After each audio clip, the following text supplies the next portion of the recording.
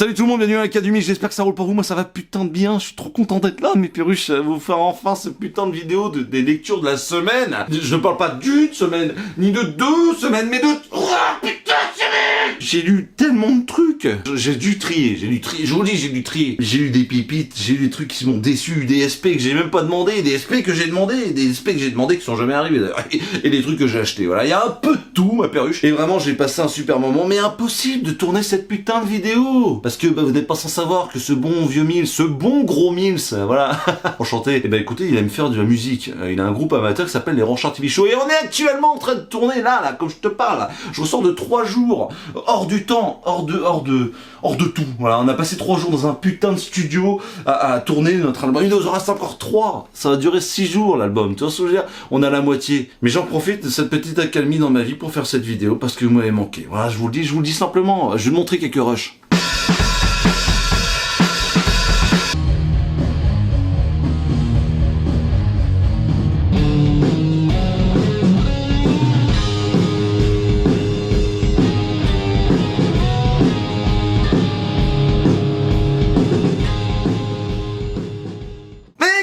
Remarquez, le rock, ce n'est pas que de l'amusement, c'est surtout beaucoup de stress, beaucoup de fatigue, beaucoup de pression. Ah oui, le rock, c'est aussi sniffer de la coke sur un cul dans un jacuzzi, dans un luxueux hôtel. Mais dans le rock amateur, c'est pas ça du tout. Hein. On est plus en train de mettre une pizza préconçue dans un mini four à attendre que ça devant un buvant du café soluble. Tout, je filme tout, je pense que j'en ferai une petite vidéo. Dites-moi si ça peut vous intéresser dans les commentaires. J'ai envie de kiffer, de monter ce truc-là pour vous montrer un petit peu ce que c'est la vie d'un groupe amateur. On va pas perdre beaucoup plus de temps parce qu'il y a du boulot, il y a du boulot et il est déjà 22h30. On est lundi, il faut que je vous sorte ça pour samedi. Je suis déjà à la bourre, on est parti.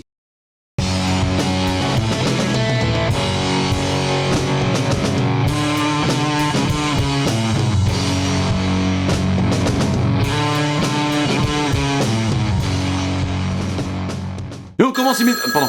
Hop là.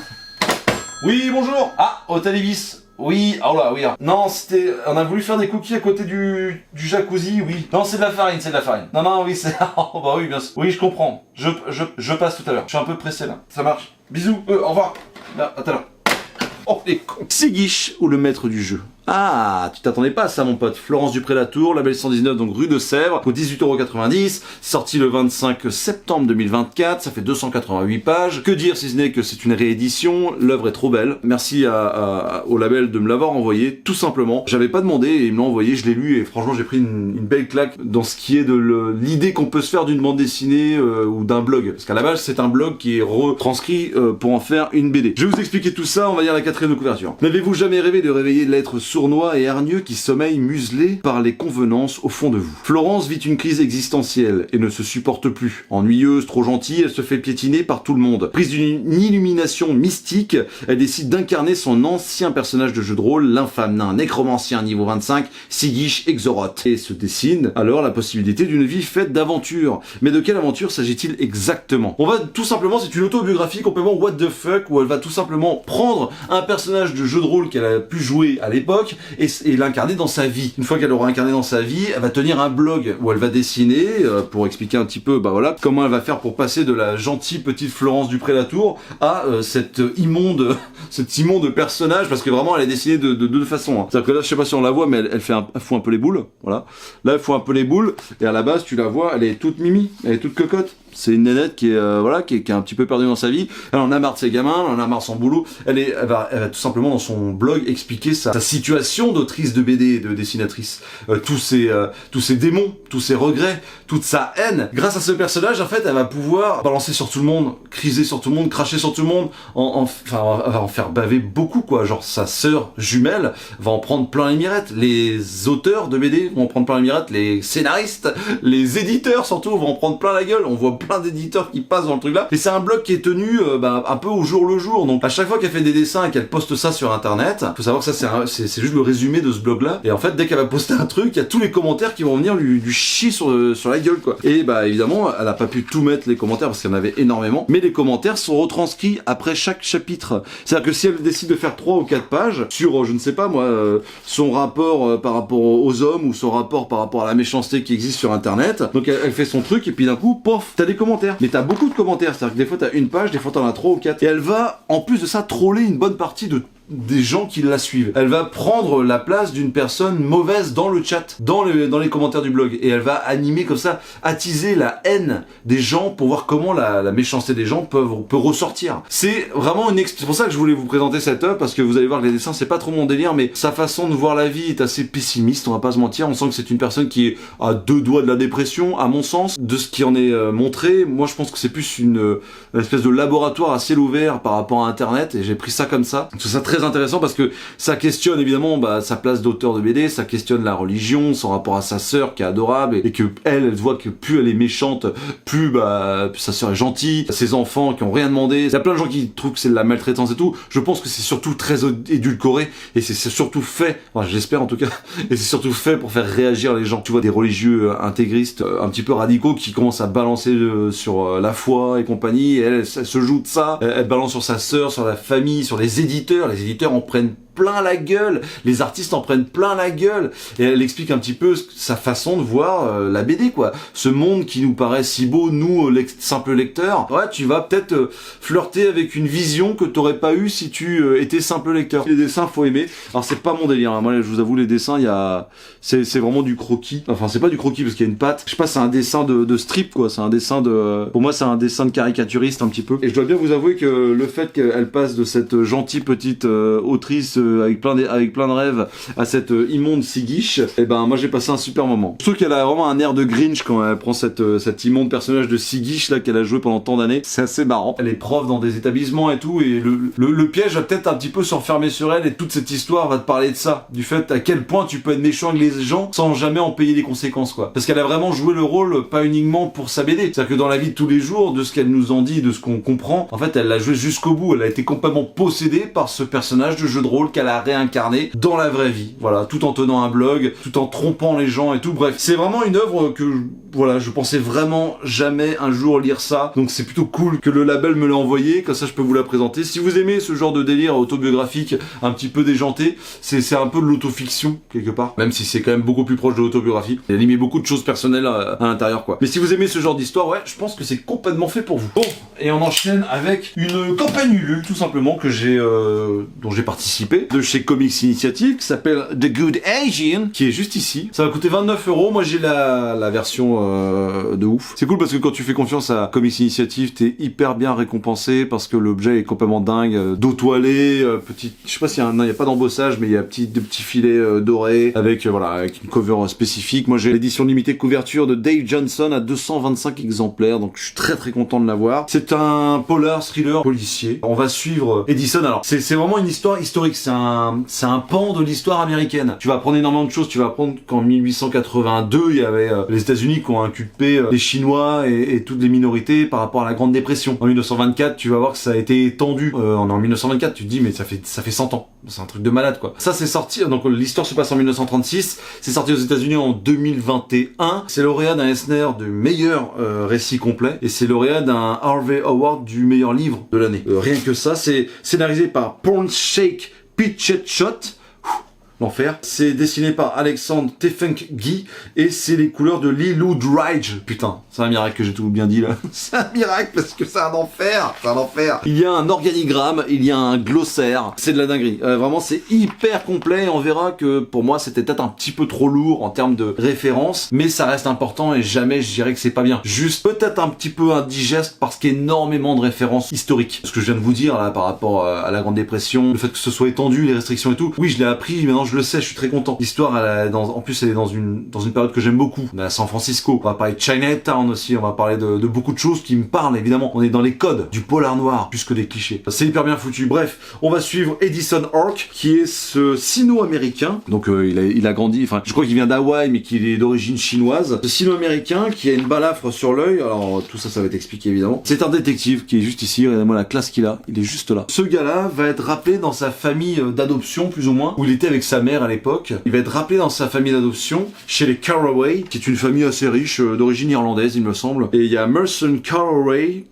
qui est dans le coma. Pourquoi il est dans le coma, le vieux de cette famille-là, le patriarche? Parce qu'en fait, il était tombé éperdument amoureux d'une nénette qui s'appelait Evie Chen. Voilà, une domestique de maison. Il est tombé éperdument amoureux d'elle et il y a eu une engueulade. Elle s'est barrée, il est tombé dans le coma. Et toute l'histoire, c'est comment Edison va essayer de retrouver cette meuf-là, quoi. Alors Edison, il a été appelé par le fils de la famille qui s'appelle Frankie Carraway et il y a une sœur aussi qui s'appelle Victoria Carraway. Il y a tous les habitants de Chinatown qu'on va découvrir, hein. Il y a Terence Chang qui est un avocat du quartier. Il y a Benny et Donnie Yan qui sont les propriétaires du château de Jade. On va voir ce que c'est le château de Jade dans l'histoire évidemment. Donc c'est une histoire d'enquête, un polar, presque un thriller en fait, où tu vas suivre ce mec qui s'appelle Edison, qui est sino-américain, qui est devenu détective. Tu vas voir son quotidien dans la police, à quel point il y a du racisme dans la police. En même temps, tu as énormément d'histoires sur comment c'est possible que des générations puissent grandir aux États-Unis, d'autres qui ont été ramenés chez eux, comment le quartier de Chinatown est grandi, comment il a été vu par la police, par les habitants. C'est passionnant, voilà, c'est passionnant. L'histoire se déroule très bien. Je l'ai trouvé un petit poil longue, mais je pense qu'elle plaira absolument à toutes les personnes qui aiment les films d'enquête, qui aiment les comics, les BD d'enquête. Moi, peut-être pas autant que ce que je pensais, et surtout c'est très très très lourd en termes de références, en termes d'historique. J'ai échangé avec quelques copains qui me disaient qu'ils avaient adoré de bout en bout, et je les comprends parfainement. C'est hyper bien amené, t'apprends énormément de choses, ça t'enrichit, ça te rend intelligent, et si t'as un petit doute sur ton racisme, je pense que ça peut t'aider, quoi, tu vois. Mais vu que moi je suis à l'aise avec ça, et vu que il y a beaucoup de choses que je connaissais déjà, j'ai trouvé que la narration du coup était un petit peu entachée. Pour autant, j'ai vraiment trouvé que l'enquête était intéressante. Il y a des climax qui sont assez ouf, il y a des moments de tension qui sont bien amenés, les dessins sont magnifiques, voilà, les dessins, la colo de Lee Loughridge, c'est magnifique, il y a des idées dans le découpage, il y a des idées dans la mise en scène qui sont merveilleuses, même quand ils parlent de choses historiques. Typiquement sur cette page-là, ils te disent que en 1882, quand assez de Chinois ont rejoint San Francisco, les compagnies régionales auxquelles ils appartenaient, pour la plupart, se sont réunies et ensemble se sont organisés officiellement pour venir en aide à leurs membres ainsi qu'à tous les résidents de Chinatown. On apprend énormément de choses et c'est des trucs qui sont hyper bien amenés, qui sont d'un naturel assez fou dans l'histoire. Mais moi j'ai trouvé que parfois c'était genre, allez, une page d'histoire, on revient maintenant au scénario. Allez, une page d'histoire, on revient au scénario. Très intéressant encore une fois, très important pour l'histoire des États-Unis, très important pour les personnes d'origine asiatique qui ont eu de la famille là-bas et tout. Donc je comprends absolument que cette œuvre est plu, et je comprends la puissance et l'impact de cette œuvre. Mais quand tu distilles un peu trop d'histoire dans un récit, pour moi ça coupe un petit peu la narration. C'est le seul reproche que je pourrais faire, parce que très franchement, les dessins, l'histoire, l'enquête de A à Z, t'as le dénouement à la fin, tu es sur le cul, et puis encore une fois, je vous dis, c'est dynamique, les couleurs sont osées, c'est beau, c'est intéressant, c'est tout ce que j'aime, voilà, c'est tout ce que j'aime. Et vraiment, il fallait que je sois le plus objectif possible avec moi-même, parce que maintenant, ce que je vais vous dire, c'est que c'est moi qui ai écrit le bouquin. Voilà.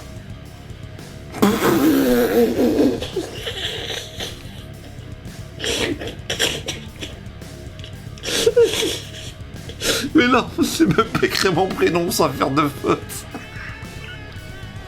Ah putain, et vous êtes crédule, hein. Je suis ton père.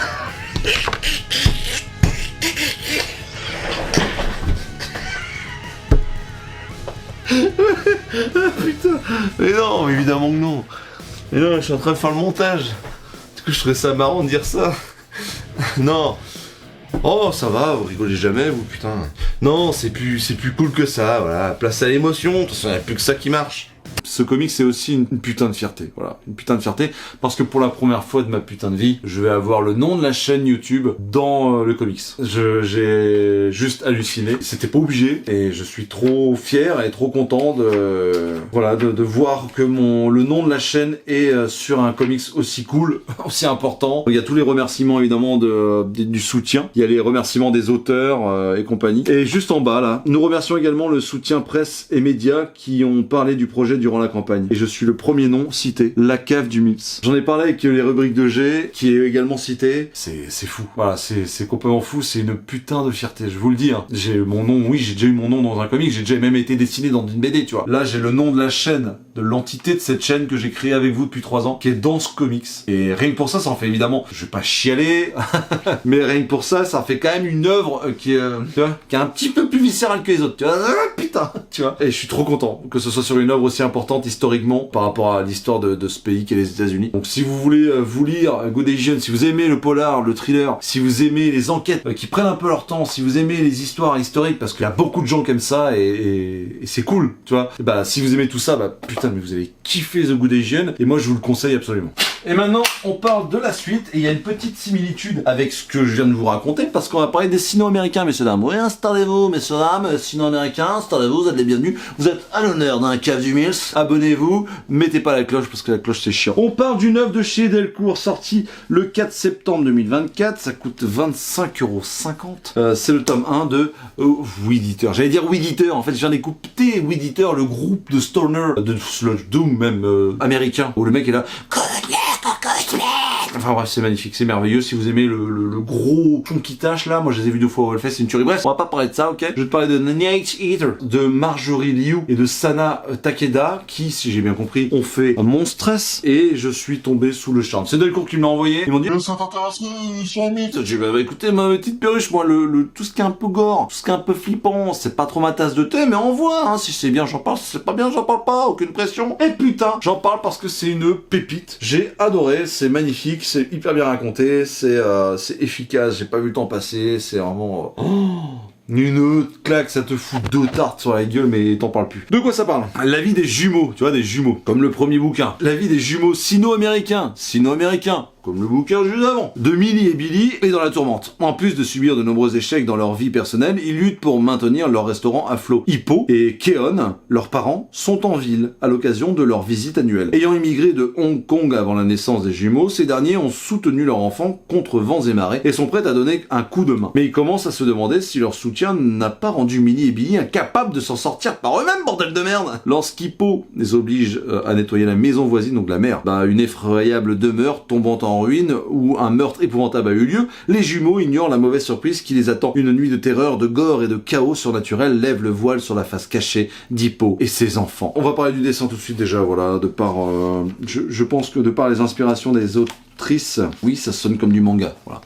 On va se dire tout de suite. Et si le manga pouvait être dans ce format-là, en couleur, avec ce niveau de dessin crayonné, c'est pas de la ligne claire, avec ces couleurs magnifiques, on dirait de l'aquarelle, bref, c'est magnifique. Voilà, c'est magnifique. Je suis tombé sous le charme, mais absolu, de ce dessin de ouf. Voilà. Vous savez, le bord perdu, moi j'aime quand il est noir, et là, tout est noir, ma petite perruche. Ça coûte plus cher, je pense. On est d'accord. Mais là, regardez-moi ça comme c'est beau. C'est magnifique, bordel de merde. C'est magnifique et c'est grand format, et ça fait plaisir, ma perruche. J'adore le dessin, j'ai adoré le dessin, vraiment il est magnifique. C'est très, dans l'idée, très mangaka dans l'idée, parce qu'il y a beaucoup de plans serrés, il y a très peu de plans bustes, des plans américains, c'est très serré, voilà, c'est très cadré. Il y a que des trucs comme ça là, avec des petites poupées, que ça sont mignonnes les petites poupées. Évidemment c'est dégueulasse, elles sont dégueulasses. Regardez-moi ces 2 poupées qui se regardent là. Au secours. Au secours. Le caractère de Millie et Billy, les 2 enfants, sont excellents parce que vraiment c'est des adultes à en devenir. Ça reste des adolescents qui ont un caractère, ils sont jumeaux donc sont hyper liés. Évidemment il y en a un qui bouffe l'autre et puis il y en a un qui a plus ce caractère que l'autre, mais il y en a un qui est là pour ramener à la raison, l'autre a un peu plus la folie. Et Hippo, la mère est insupportable. La mère depuis le début est insupportable. La mère est très solitaire, tout le temps une clope au bec, elle fume des maïs gitanes sans filtre comme Gainsbourg, comme si sa vie en dépendait. Tu vois, jamais, il y a pas une case où elle clope pas, c'est ça qui est ouf. Il y a vraiment une différence, je vais dire dichotomie, mais il y a vraiment une différence entre Hippo et Keon. Donc le mari est toujours en train de se marrer, toujours heureux, toujours joyeux. Il dit, oh je t'aime ma chérie, tu es belle, l'autre elle est là. Mais c'est un truc de ouf, donc du coup tu te dis mais qu'est-ce qu'elle fout? Qu'est-ce qu'il fout avec elle? C'est quoi le projet en fait? Et tu vas revenir sur leur passé, comment ils se sont rencontrés, comment le fait d'avoir des enfants a changé leur vie. En tant que parent évidemment, ça m'a touché quoi. Il y a un côté très fantastique là-dedans. Tu vas comprendre pourquoi Keon est comme ça, est toujours la banane, et pourquoi Hippo est comme ça. Et tu vas te rendre compte qu'en fait, fenêtre, l'ombre à la lumière, bah peut-être que c'est pas dans le sens qu'on croit. Et est-ce que les enfants vont pas découvrir quelque chose à ce moment-là? Quand ils vont arriver, ils vont découvrir des os dans le sol, à partir de ce moment-là, ils vont rentrer dans la maison, et là, c'est l'horreur absolue, mon gars. L'horreur absolue. Mais une horreur assez jouissif. Je peux pas dire que j'ai vraiment eu peur pour les enfants. Il y a un moment où je me suis dit, mais qu'est-ce qu'elle fait, la daronne? Elle va rien faire ou quoi? C'est en gros, l'idée c'est ça, c'est que les parents sont pas trop inquiets pour leurs enfants qui subissent des trucs de malade dans la maison. C'est hyper efficace. C'est très très efficace. On parle évidemment des problèmes de cœur, enfin au début il y avait vraiment le côté la vie de tous les jours, et puis d'un coup ça va basculer, quand ils vont rentrer dans cette maison ça va basculer, il va y avoir des retournements, il va y avoir des explications, des flashbacks. Je veux pas dire rarement lu une BD avec autant de plaisir, mais en vrai c'est très très efficace. Ça se lit assez vite. Mais alors... c'est magnifique, quoi. Il y a de l'épaisseur, voilà, c'est ça le truc, quoi. Le dessin est épais, il y a de la vie. Tu sens qu'il y a de la consistance, les personnages existent. Et en cela, j'ai trouvé ça très beau, et puis la couleur est juste folle, quoi. C'est très poétique, il y a des camailleux de vert et de bleu très souvent.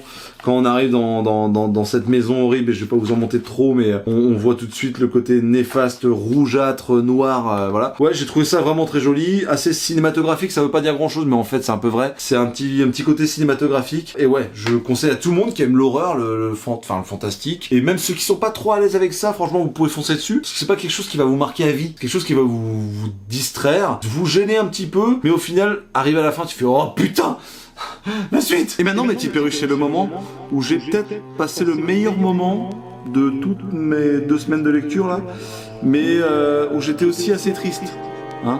On va pas se mentir, et pourquoi, me direz-vous? Parce que c'est la fin. Non, pas la fin de toute vie, détends-toi, non. Pas la fin de toute chose non plus, non, la fin d'une série que j'ai adorée. Je parle pas souvent des tomes 1, des tomes 2 dans la cave, parce que c'est pas très simple, je trouve, de papoter du tome 2 d'une série sans trop spoiler tout le monde et tout. Et rappelez-vous, il y a une série que je défends depuis toujours, de chez Glénat, qui camoufle ça en Glénat BD, mais ça reste du comics. C'est Friday. Le tome 1, rappelez-vous, je l'avais explosé tout, je l'avais même nommé dans les meilleures lectures de l'année. Et il y a le tome 2 qui est sorti, et désormais le tome 3 est arrivé. Il est arrivé le 25 septembre 2024. Il coûte, je crois qu'il coûte toujours 19 €. Quelle tristesse, parce que vraiment j'ai passé un excellent moment, mais je crois que c'est l'une de mes meilleures histoires de Ed Brubaker pour moi. Je vous le dis sincèrement, en toute franchise, c'est une œuvre, le livre 3 là de Ed Brubaker, de Marcos Martin au dessin, que j'adore son style. Et puis Muntsa Vicente qui est à la couleur. Je pense on se rend pas compte à quel point on a la chance de vivre ça. Regardez-moi ça comme c'est beau. Du début à la fin, c'est un peu triste, hein, parce qu'on t'explique en fait quel plaisir ça a été de dessiner aux côtés d'Ed Brubaker pour Marcos Martin. C'est à quel point c'était excitant pour Ed Brubaker, qu'il a pas vu le temps passer, et que sans Marcos Martin c'était impossible d'y arriver. Muntsa Vicente, qui est illustratrice, elle a passé, c'est pareil, elle boude pas son plaisir, hein. Elle a vraiment passé un super moment et tout, donc c'est génial. Moi je suis triste que ça soit terminé, en même temps quelle fin incroyable. Je vais t'expliquer un peu l'histoire, mais je vais prendre le tome 1 pour l'expliquer, et puis je vais essayer de broder sur le tome 3, parce que sinon je vais bien te fumer quand même. Quand Friday Fitzhugh revient à Kings Hill pour Noël, la neige tombe à gros flocons. Elle, qui a grandi dans cette petite ville, s'apprête à retrouver son meilleur ami, Lancelot Jones. Prodige local mal aimé de tous, ce garçon a toujours su résoudre, avec l'aide de Friday, les affaires occultes de la région. Pourtant, leurs retrouvailles n'auront rien d'idyllique. Dans ce premier tome, il se passait quelque chose d'atroce. Et tu étais sur un deuxième tome où tu commençais à mener une enquête. Friday commençait à mener une enquête pour retrouver, par rapport à ce qui s'est passé. C'est compliqué, hein, les tomes 3, putain. Par rapport à ce qui s'est passé avec Lancelot Jones, elle a décidé de mener une enquête. Et tu te rends compte que Lancelot Jones, qui n'est plus là à ce moment-là, a dissimulé plein d'indices à droite à gauche. Donc c'est une enquête absolument incroyable, fantastique, terriblement touchante, parce que tu sens que c'est une amitié, mais peut-être un petit peu plus. On flirte avec, évidemment, le surnaturel. On est dans une petite ville comme ça, Kings Hill, aidé par la police locale pour résoudre des enquêtes plus ou moins cheloues, tu vois. Ça peut être des enquêtes purement bêtes et méchantes. Et dans ce deuxième tome-là, j'avais beaucoup aimé parce qu'il y avait toute cette enquête qui était amenée et qui commençait à partir sur quelque chose de beaucoup plus grand, de beaucoup plus puissant et de terriblement écrasant pour le personnage de Friday. Et dans ce tome 3, ça continue. Il y a même un axe temporel qui est très très important, très très intelligent, hyper bien amené. Les personnages personnages sont hyper bien caractérisés. Tous les indices qui ont été amenés dans le tome 1 et le tome 2, bah, dissimulés petit à petit, que t'as évidemment absolument pas vu venir, bah, tu les as dans le tome 3. Il y a un dénouement qui est quand même assez classique, mais dont tu ne t'attends absolument pas. Du moins, moi je l'ai pas vu le truc arriver, je me suis pris pleine poire, et j'étais en train de me dire, non, c'est pas vrai.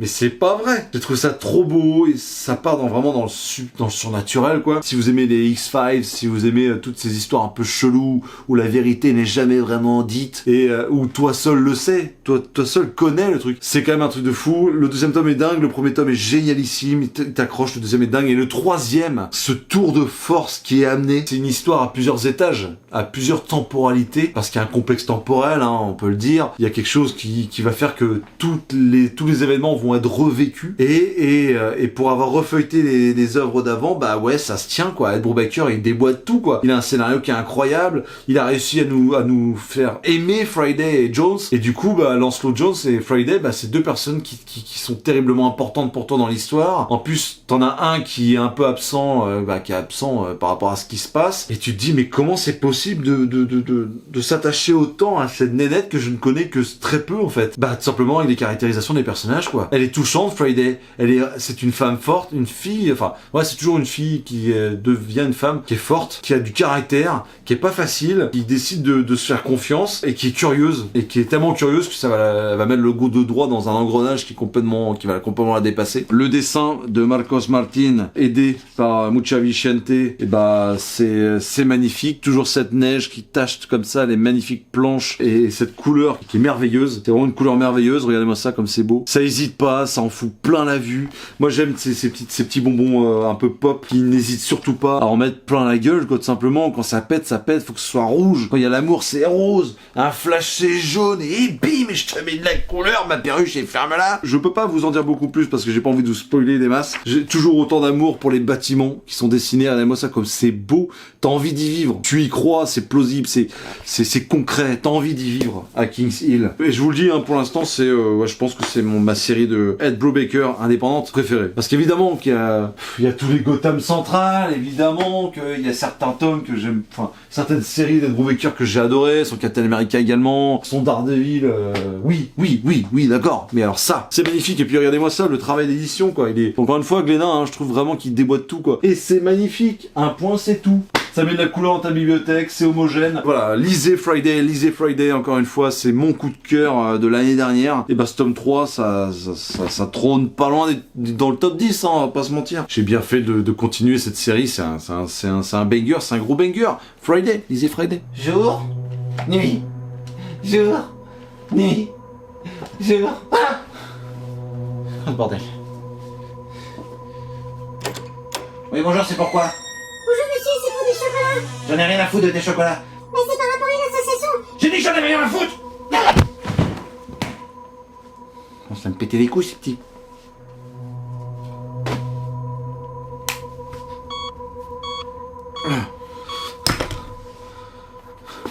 Oh non. C'est pas moi, putain, c'est pas moi, je me calme.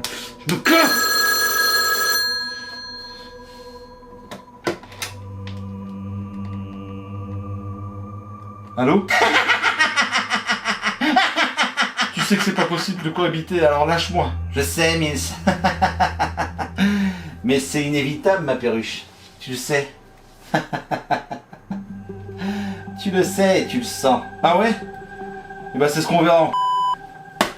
Pas dans la merde. Et on termine avec une œuvre que j'ai beaucoup aimée, envoyée par Panini Comics, merci à eux pour la force. Phantom Road Volume 1 de Jeff Lemire et Gabriel Walta. Jeff Lemire et Gabriel Walta, c'est eux qui avaient fait Sentient, que vous pouvez également retrouver en France chez Panini Comics. C'était sorti chez TKO Studio aux États-Unis. Cette œuvre incroyable de science-fiction où t'as une intelligence artificielle qui prend le rôle de mère parce que les adultes sont plus dans le vaisseau et tous les enfants sont à bord de ce vaisseau-là et sont maternés par cette IA.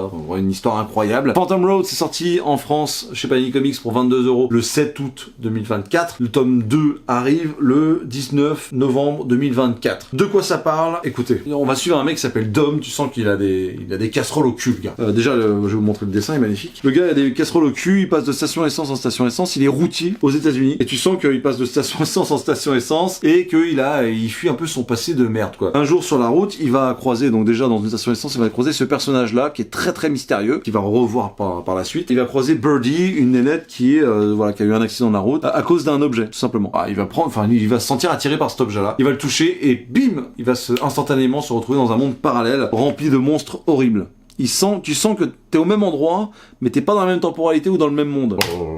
Tu sens que t'es au même endroit, t'es pas dans la même temporalité, t'es dans un autre monde, quoi. T'es dans un monde parallèle, voilà, bravo Mills. Je sais pas comment vous faites pour le soutenir. Je commence à en avoir marre, hein. Parce que oui, vous avez vu, il fait jour. Le montage de la carte du Mills, c'est assez long. Moi là-bas, je me suis inscrit, c'est pas pour souffrir, je me suis inscrit parce que je me suis dit, tiens, Mills, il y a une proposition, il y a un truc, il y a un personnage, tu vois. Alors, c'est certainement parce que vous commentez, likez, partagez les vidéos que le gars a autant de... Voilà. Mais moi je pensais être le monteur de Mills, de la cave du Mills, et il allait m'emmener en haut de l'affiche des monteurs de vidéos, tout simplement. Là, avec des réflexions comme ça, c'est pas possible. Le gars rabâche, mais comment vous faites pour le supporter? C'est pas possible, t'as envie de lui mettre des claques. Puis c'est insupportable en fait. Et c'est pas une putain, mais oui, c'est un monde parallèle en fait. C'est un monde parallèle, voilà, bravo. Bon, il a compris le principe du monde parallèle. On peut avancer? T'es vraiment sur un monde parallèle.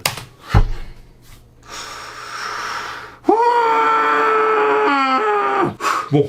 Allez, j'appelle un autre youtubeur qui a peut-être besoin d'un monteur, parce que je perds mon temps. Je perds mon temps, clairement. Oui, pardon.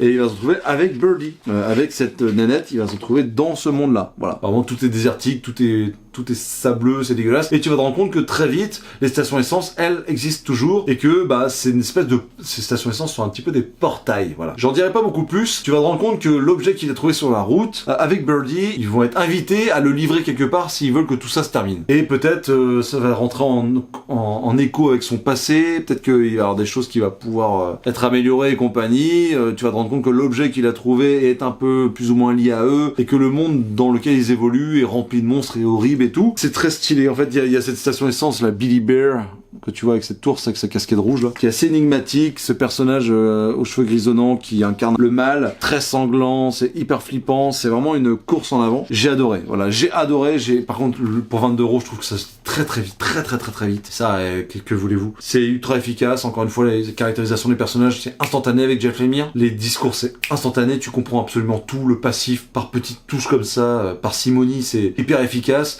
Birdie, j'ai eu un peu plus de mal à la cerner, mais ça n'empêche en rien qu'elle est attachante et qu'elle a aussi son passif, pourquoi elle est là, quel travail elle a à faire sur elle. Et Dom, il est pas simple, et je sais pas comment expliquer, mais il va y avoir cette enquête en parallèle dans le monde réel où ils vont retrouver des espèces de cadavres calcinés qui sont en vérité des monstres de l'autre temporalité parallèle, du monde parallèle, tu vois. C'est hyper bien branlé, je sais pas où ça va aller, mais alors la façon dont c'est narré, et c'est pour ça que je voulais vous en parler, la façon dont c'est narré, dont c'est expliqué, dont c'est mis en place, c'est très efficace parce que tu as un petit peu comme sur un feuilleton télé, previously, ce qui est prévu dans le prochain épisode va être un petit peu teasé. Et ben là t'as du teasing, c'est pareil. Quelques petites vignettes, quelques petites flashs, quelques petites images sur quelques pages où tu vas retrouver ce qui va se passer dans l'issue suivante, quoi, tout simplement. Et ça, putain mais c'est terrible. Ça peut être juste une main qui prend un pied de biche. Et oh là là, il y a du sang sur le pied de biche. C'est parti en couille, qu'est-ce qui s'est passé? Putain de bordel de merde, je veux savoir. Et c'est comme ça pendant tout jusqu'à la fin. Jeff Lemire, c'est vraiment devenu un maître absolu, mais là, il descend jamais, le gars. Il est là-haut, il est bien, et là...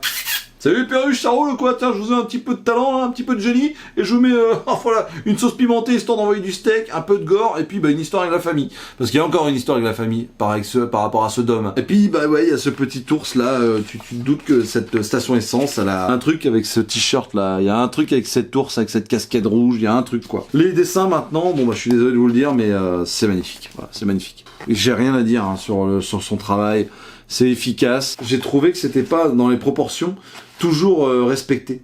C'est-à-dire que Tu vois, Dom, il a des mains, mon pauvre, c'est des paluches, mon pauvre, c'est des palmes, si tu prends une branlée, là, tu sens du vent sur ta joue, c'est fini, quoi. Il y a un truc qui est assez jouissif là-dessus, et c'est pas non plus disgracieux, c'est vraiment fait pour servir la bagarre, l'aspect un petit peu volumineux et massif de Dom, la discrétion, mais la force mentale de Birdie, enfin, il y a vraiment un truc qui est hyper bien foutu. Voilà, cette jeune femme, elle est touchante, ce vieux routier un petit peu buriné par la vie, il est tout autant. Le personnage, l'antagoniste qui va croiser, c'est pareil. J'ai peut-être moins d'affection sur les monstres qui, à mon sens, manquent un petit peu de caractère. Ce sont juste des espèces de bestioles qui te foncent dessus, mais qui n'ont pas vraiment de détails graphiques qui font que c'est des personnages qui vont être charismatiques, même si ça reste des zombies, c'est pas des zombies charismatiques, voilà. Et même l'objet en lui-même, tu te dis, mais c'est que cet objet, en fait, qu'est-ce que c'est un Kundelich? C'est quoi le délire? Phantom Road, vous pouvez y aller les yeux fermés si vous aimez Jeff Lemire, et si vous voulez un petit peu de mystère, un petit peu de fantastique, encore une fois, c'est le comics qu'ils font en ce moment, parce que c'est magnifique. Voilà, c'est épuré, c'est beau, c'est gracieux, c'est violent, c'est intelligent, c'est bien amené, la narration est folle, absolument folle. Jeff Lemire, c'est putain de thug ce mec. Jeff Lemire c'est un boss, voilà. Si vous aimez Jeff Lemire, allez-y, je vais pas repartir dans un speech. Bisous. Bon bah voilà ma petite perruche, je suis désolé d'avoir mis un petit peu de temps, voilà, d'avoir fait cette vidéo, mais bon, je fais ce que je peux, vraiment, j'essaie de maximum, mais là, vous voyez bien, j'ai lu le double de ça, au moins, je pense. Largement le double de ça. Surtout que j'ai relu le Friday tome 1, tome 2 pour lire le tome 3. En train de péter un plomb en ce moment, vraiment, c'est trop bien. Phantom Road, efficace. Si vous voulez quelque chose d'efficace, vous voyez pas le temps passer, et vous êtes vraiment dans un film où vous maîtrisez déjà les codes, mais que vous êtes quand même surpris parce qu'il y a une narration qui est nom de Dieu, c'est trop bien. Vivement le tome 2, comptez sur moi pour en parler. Phantom Road, c'est une tuerie. Friday, bah voilà, si vous avez une série en 3 tomes terminée, qui est maîtrisée de bout en bout par Ed Brubaker, franchement, bah foncez. Night Eater, ça c'est oui, en plus il y a un vernis sélectif avec un petit bébé en bas, regardez. J'avais pas vu, mais c'est un peu chelou. Ça c'est très beau, hein. Franchement, pour tous les fans de manga qui veulent voir ce que ça serait, un manga colorisé dans grand format avec vraiment une histoire complètement dingue dans l'horreur, enfin faut foncer là-dessus, hein. The Good Asian. Écoutez messieurs dames, je suis tellement fier d'avoir mon nom dans un comics aussi important que celui-ci, c'est ouf. Mais je ne boude pas mon plaisir de cette histoire qui est dingue, de cette enquête où j'ai pas vu le truc venir, ça épouse tous les codes du noir. Ça fait du bien, quoi. Voilà, ça fait vraiment du bien, et ouais, j'ai passé un moment excellent, et je suis très fier de ce comics. Voilà. Et puis, bah, Sigish, ça ne plaira évidemment pas à tout le monde à la vue des dessins, évidemment. Si vous aimez le strip, c'est pour vous. Si vous aimez les blogs, comme il s'en fait de plus en plus sur Internet depuis un petit moment, c'est pour vous. J'avais oublié de vous dire, mais ouais, il y a un truc de malade. Là, t'as un QR code. Flash ce QR code et découvre la vidéo où le fils de Sigish, le fils de Sigish, encouragé par ce dernier, vole la bague lors d'une réunion de famille. L'enfant est tiraillé entre excitation et culpabilité. Regarde, tu scannes le truc, t'appuies sur option, t'ouvres le lien, t'arrives directement... Ah, je le fais en direct. Ok, Google Pixel 9. Viens mon pote, j'ai un portable qui coûte un SMIC. C'est incroyable mec. Putain, t'as pas envie, mais putain de publicité de merde. Niquez-vous. Ah putain, ça me saoule. Pardon, je suis en train de péter un plomb, mais je déteste ça. Je déteste la publicité là. Google, machin, oh les pauvres, la publicité. Casse les couilles. Pardon. Regardez-moi ça. Ouais, t'as une vidéo de famille où t'as le vol de cette sus nommée bague. Voilà, enfin t'as le truc, j'ai regardé, c'est assez fou. C'est un truc de malade. C'est vraiment une œuvre, bah ouais, c'est bien marrant parce que j'ai rarement vécu ça dans la lecture. Et moi maintenant je suis le genre de mec à me laisser prendre au jeu, tu vois. Tu vois, même les commentaires, je les ai tous lus. Il y a des commentaires de ouf, hein. Cruel dilemme. On n'a plus le droit d'aimer ton suicide. C'était pourtant très réjouissant à voir. J'espère que ça ne t'empêchera pas d'aller jusqu'au bout. Ouah, la violence du commentaire. Des trucs comme ça devrait presque être puni par la loi, on est bien d'accord. Les gens ont tellement plus de couilles quand c'est derrière un écran. Bref, bah écoutez, dites-moi dans les commentaires si vous avez lu l'une ou toutes ces œuvres-là, ce qui m'étonnerait quand même parce que c'est assez éclectique. Mais dites-moi ce que vous en avez pensé, est-ce que je vous ai donné envie de les lire. Suivez-moi sur Insta, Thread X. Dites-moi surtout vos petites pépites que vous avez lues là pendant ces 2-3 dernières semaines. J'ai une liste qui est longue comme mon bras. J'ai beau recevoir des SP, j'achète toujours autant de comics. Bon bah évidemment je traite ceux que je reçois. Ça me fait une palle qui grossit de ouf. Surtout que vous donnez énormément de conseils. Et ça c'est génial, mais en vrai je stocke de malade. Vous me dites vos petites pépites de la semaine, ça m'intéresse toujours. Merci à vous d'être toujours aussi nombreux. Je suis parti 2-3 semaines, il n'y a personne qui s'est barré. Enfin, c'est un truc de malade, merci beaucoup. On a passé les 2900 abonnés actuellement sur la chaîne. C'est un truc de malade, voilà, je vous remercie infiniment. J'espère qu'on passera les 3000 avant la fin de l'année. Ce serait complètement dingue. Il dira, bon, ça m'étonnerait, il reste 2 mois quand même. Mais ce serait complètement fou. 3000, ce serait un cadeau de Noël incroyable du petit Papa Noël. Voilà, je vous remercie infiniment. Désolé pour cette longue vidéo, mais qui était nécessaire, ça m'a fait du bien. Merci à vous d'être là dans les commentaires, merci pour les partages. Sur ce, moi je vous fais d'énormes bises, prenez soin de vous et à très bientôt dans la cave. Oui, Néo, ouais, bah c'est Mills, monteur, ouais, ça va? Tu te rappelles de moi, on s'est vu à une soirée là? Ouais. Je voulais savoir, t'as pas besoin d'un monteur toi? Parce que là, effectivement, je t'avoue que j'ai fait un peu le tour avec Mills, voilà. De la cave du Mills, ouais. 2, t'as pas besoin. T'es plus sur un... T'es plus... Ouais, d'accord. Non, je comprends. Ça marche, ça roule. Bah, bisous. Salut. Bah, bien sûr, t'inquiète, c'est rien. Mais non, mais c'est normal. Puis je préfère que tu me dises maintenant non que, tu vois, que je m'engage et qu'au final, ça roule. Merci, Néo. Ciao.